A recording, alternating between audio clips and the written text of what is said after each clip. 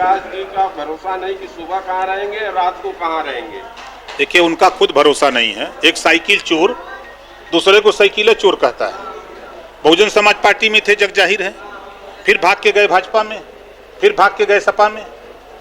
यही न है, वो करें तो रासलीला, दूसरा करे तो करेक्टर ढीला।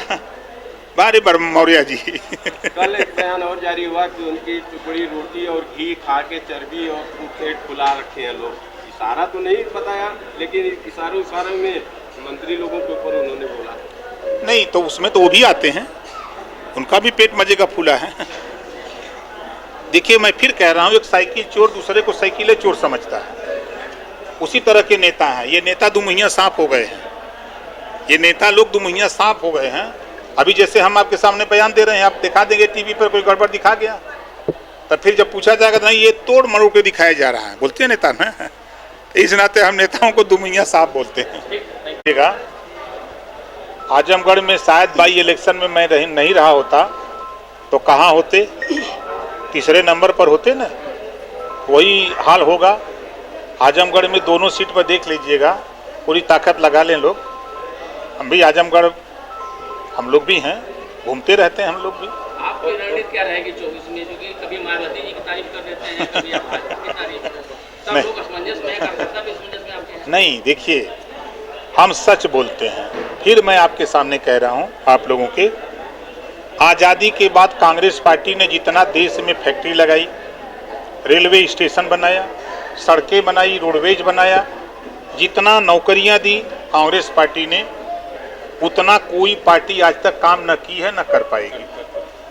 दूसरा, आप अगर लखनऊ के 10-90 पर खड़ा होइए तो लखनऊ को नवाबों की धरती या नवाबों का शहर बना दिया मायावती जी ने।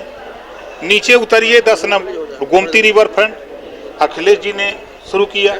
आप आगरा एक्सप्रेसवे पे चलिए तो अखिलेश जी। अब आइए Purvanchal expressway, Yogi ji. Bundelkhand expressway, Yogi ji. Gorakhpur link मार्ग एक्सप्रेसवे, योगी जी। अब इसको कहिए तो लोग कहते हैं कि तो सबकी तारीफें करते हैं। हम सच बोलते हैं, जो काम करता है, जो काम किया है, उस काम को कहते हैं। अब आप और बताएं आप। कि अभी तो हम जनता के बीच में हैं। आधी आबादी महिलाओं की है।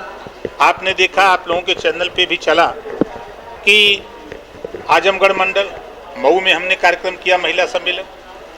हमने फैजाबाद मंडल में किया, बस्ती मंडल में किया, गोरखपुर मंडल में किया, देवी पाटन मंडल में किया। तब तक आ गया विधानसभा का सत्र, हम उसमें लग गए। तो हम आधी आबादी को तैयार कर रहे हैं, इधर जो वंचित शोषित लोग हैं उनको तैयार कर रहे हैं। आज़ादी के 75 साल हो गए, पत्रकार आयोग का गठन क्यों नहीं हुआ? फोटोग्राफर दुर्घटना बीमा का कानून क्यों नहीं बना? नेता लोगों का तो आप लोग फोटो खींच के खूब दिखाते हैं टीवी पर, लेकिन जब पत्रकार आयोग के गठन की बात आती है तो कोई नेता बोलता है? अगर बोलता है अकेले सदन से लेकर सड़क तक तो ओम प्रकाश राजभर। देखिए, एक लोडर और लीडर दो चीजें हैं।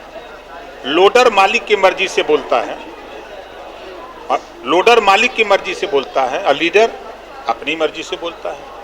सामाजिक न्याय समिति की रिपोर्ट लागू करने के लिए सदन चला है, जबान खुली।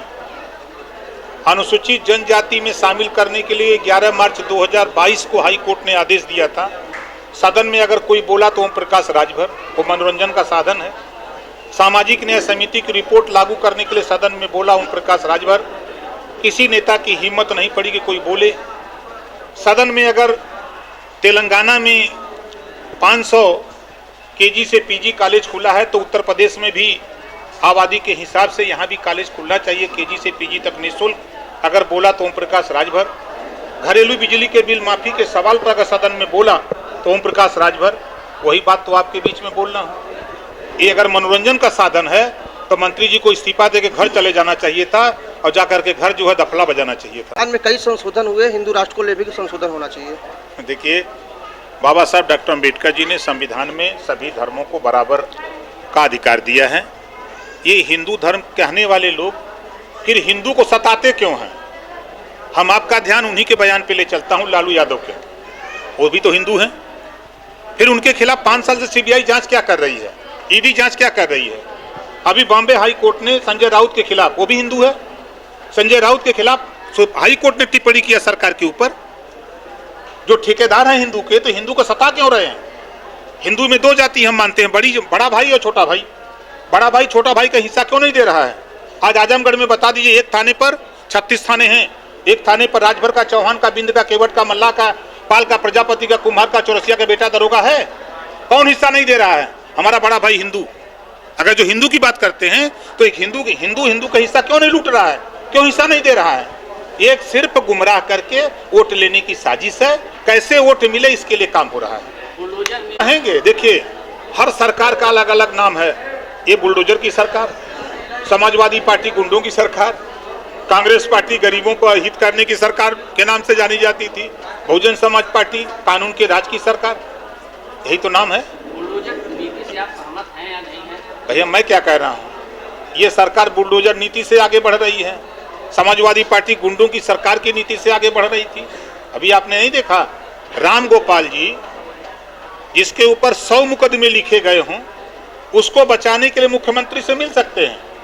पिछड़ों की रहनुमाई करने वाले, पिछड़ों की दुहाई देने वाले, जब 68,500 में 5% रिजर्वेशन सामान्य वर्ग बैकवर्ड शेड्यूल कास्ट को नहीं मिला, तब उसको लेकर के मुख्यमंत्री से नहीं मिले।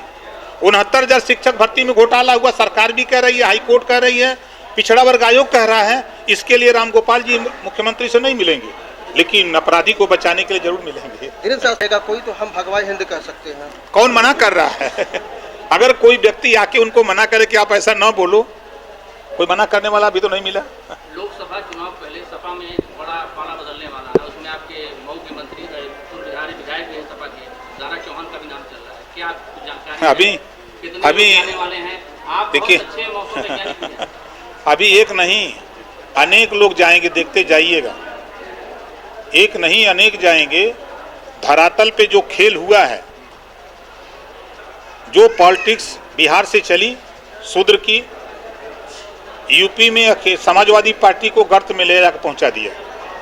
जब उनको समझ में आया कि अब हम डूबने वाले हैं, तब पाबंदी लगी है। अब पाबंदी लगी है। समाजवादी पार्टी के किसी नेता से पूछेगा कि शूद्र पर कुछ बोलिए, वह नहीं हम गड़बड़, ये बयान हम लोग दिए नहीं थे, अब मुकर जा रहे हैं। अब बात बता दें? नहीं, हम बताएंगे नहीं। जिस तरीके से विधानसभा में देखा गया, अखिलेश जी आपसे बार बार सवाल कर रहे थे, तो क्या आपका भी कुछ है कि समाजवादी पार्टी में अगर अखिलेश यादव जी बुलाते हैं तो आप जाएंगे? देखिए ऐसा है ना कि हमारी तो खुद की पार्टी है, हमारी खुद है, सुहेल देव भारतीय समाज पार्टी है।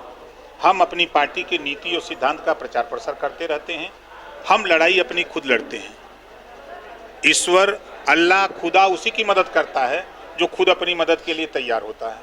हम अपनी मदद के लिए तैयार कर रहे हैं लोगों को। शिक्षा, स्वास्थ्य, रोजगार, नौकरी, जिसको इस लड़ाई को लड़ना हो आवे, हमारे पीछे खड़ा हो। हम कहाँ मना कर रहे हैं कि मत रहिए, लेकिन ये लड़ाई लड़िए। ये मत लड़िए कि हम आपका हिस्सा लूटेंगे। हिस्सा लूटेंगे तो हम तो तीर लेके खड़े हो जाएं, खबरदार। अच्छा, एक सवाल ये है कि क्या ऑप्शन आप लेके चल रहे हैं? अच्छा, कांग्रेस एक पार्टी है ना, राष्ट्रीय पार्टी है, कई स्टेटों में उसकी सरकार है, उसके नेता हैं, तो कांग्रेस का नाम लेना कोई गुनाह है? का कांग्रेस भी है। अरे इस देश में लंबे समय तक कांग्रेस का शासन रहा, इस प्रदेश में शासन रहा है। ये तो सत्ता बदलती रहती है, आज भाजपा की है, कल कांग्रेस की हो जाएगी, परसों किसी और की हो जाएगी। कांग्रेस बसपा और आपका गठबंधन भी संभव है? राजनीति में सब कुछ संभव है।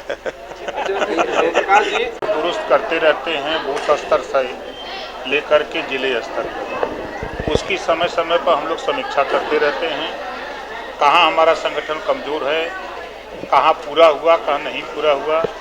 उन्हीं चीज़ों की जांच हमारे प्रदेश के नेता, राष्ट्रीय नेता, मैं खुद करता रहता हूँ। उसी कड़ी में आज हम आजमगढ़ के करीब 9 जगह ये कार्यकर्ताओं से जो काम किए हैं उनकी समीक्षा के लिए इधर आए। एक हफ्ते पहले अखिलेश यादव जी आए थे, उनका कहना था कि 2024 में आप किसके साथ रहेंगे आपको भी नहीं पता, इतने आश्चर्यजनक हैं आप। देखिए, अखिलेश जी के विषय में हम क्या कहें, जो बात वो बोल रहे हैं,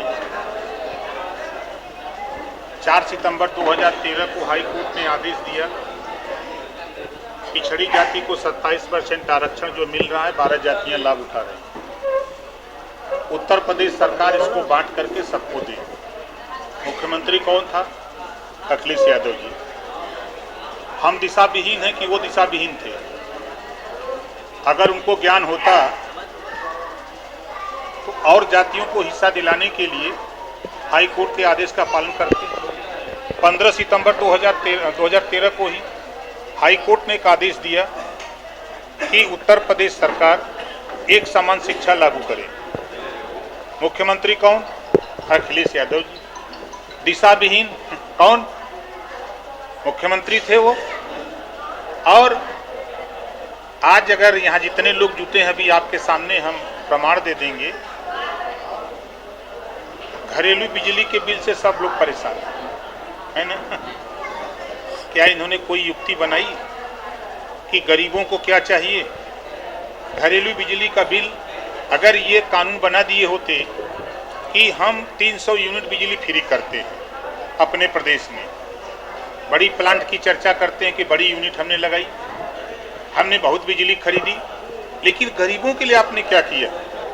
आप अगर 300 यूनिट बिजली फ्री कर देते जनरल सबको, तो आज ये गरीब बिजली के बिल से परेशान नहीं होता। आज अगर ये एक गरीबों के इलाज के लिए कोई कानून बना, अगर ये कानून बना दिए होते कि गरीब का इलाज फ्री में हो, तो आज गरीब परेशान नहीं होता। शिक्षा इतनी महंगी होती जा रही है। आज भारत देश का एक प्रदेश है तेलंगाना। तेलंगाना 4 करोड़ आबादी का है। 4 करोड़ आबादी में 500 विद्यालय केजी से लेके पीजी तक निःशुल्क आवास भोजन फ्री दे करके 2 लाख बच्चों को हर साल डॉक्टर, मास्टर, इंजीनियर, कलेक्टर बनाने की व्यवस्था तेलंगाना सरकार करती है। दिशा विहीन कौन था? समाज के उत्थान की बात करने वाले अखिलेश जी करते हैं। हम तो कहते हैं पिछड़े दलित के 2 दुश्मन, ये दोनों कहते हैं कि भाजपा और कांग्रेस दुश्मन है, तो हम तो कहते हैं अखिलेश और मायावती ये 2 दुश्मन हैं। अगर ये दोनों पिछड़े दलित के हितैषी हैं तो फिर अलग अलग क्यों लड़ते हैं? ये दोनों एक क्यों नहीं हो जाते? ये दोनों अपने स्वार्थ में, अपने मुख्यमंत्री बनने के लिए ये पिछड़े दलित अल्पसंख्यक को धोखा दे रहे हैं।